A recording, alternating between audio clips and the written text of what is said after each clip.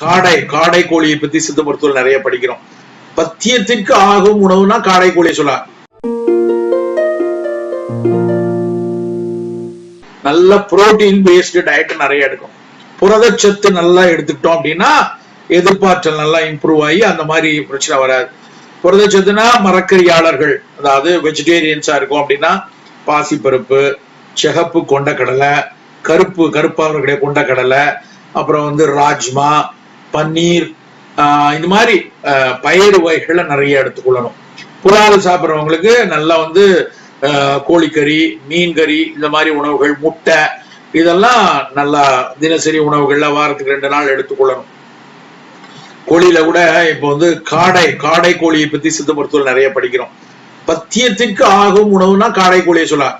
பொதுவா பத்தியமா இருக்கும்போது கோழி சாப்பிடாதீங்க. ஏன்னா மருந்து சூடாயிரும்.